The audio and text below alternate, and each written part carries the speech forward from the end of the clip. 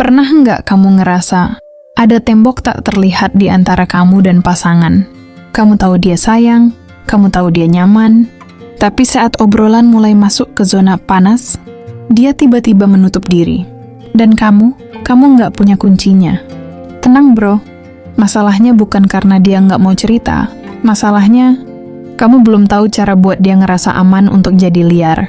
Kali ini kita bakal bongkar teknik psikologi simple biar dia mau buka semuanya, sampai nggak ada lagi rahasia di antara kalian. Penasaran? Stay tuned, karena ini bakal mengubah permainan hubungan kalian selamanya.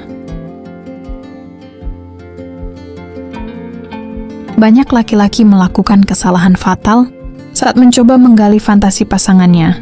Mereka bertanya terlalu to the point. Apa fantasi terliarmu? Kalau kamu nanya begitu, itu bukan memancing. Itu menginterogasi. Bayangkan kamu lagi di ruang interogasi polisi. Apa yang kamu rasakan? Takut dihakimi, cemas salah jawab, dan akhirnya milih buat diam. Jadi, gimana caranya biar dia mau terbuka tanpa merasa dihakimi? Kuncinya adalah vulnerability first. Pertama, kamu harus jadi kelinci percobaan. Wanita itu sangat peka terhadap atmosfer. Kalau kamu ingin dia berani menunjukkan sisi liarnya, kamu harus jadi orang pertama yang berani tampil telanjang secara pikiran. Ceritakan fantasi kamu yang paling ringan, yang paling jujur, bahkan yang mungkin sedikit memalukan bagi kamu. Kenapa ini ampuh? Karena saat kamu menceritakan rahasiamu, kamu mengirim sinyal ke otak dia. Hey, aku sudah kasih tahu sisi tergelapku, dan aku nggak merasa dihakimi. Sekarang giliranmu. Ini membangun kepercayaan. Ini menghilangkan rasa takut akan stigma. Kemudian gunakan storytelling, bukan interviewing. Jangan nanya, tapi berceritalah. Misal, alih-alih bertanya, tapi katakan sesuatu seperti, tadi aku nggak sengaja nonton film, terus aku kebayang kalau seandainya kita lakuin itu, kira-kira menurut kamu bakal gimana ya?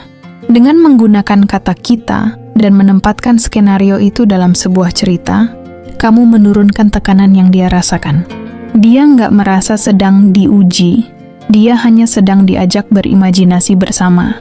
Langkah selanjutnya, ciptakan ruang tanpa penghakiman. Kalau suatu saat dia akhirnya berani cerita, entah itu tentang role play, skenario tertentu atau apapun itu, tugas kamu adalah berakting seolah-olah itu hal paling wajar di dunia. Jangan pernah menunjukkan ekspresi kaget, geli, atau apalagi menertawakan. Begitu dia merasa kamu sedikit saja tidak nyaman, berangkas di kepalanya akan tertutup permanen. Tapi ingat bro, setelah dia cerita jangan cuma bilang oh gitu, tapi berikan validasi. Katakan padanya, wah aku suka banget cara kamu mikir begitu, ternyata kamu punya sisi yang menarik ya. Validasi adalah bahan bakar. Semakin kamu buat dia merasa diinginkan dan dimengerti, semakin besar keinginannya untuk berbagi lebih banyak lagi. Ingat bro, fantasi itu bukan cuma soal seks. Fantasi itu adalah cara terbaik untuk mengenal jiwa pasanganmu yang sebenarnya.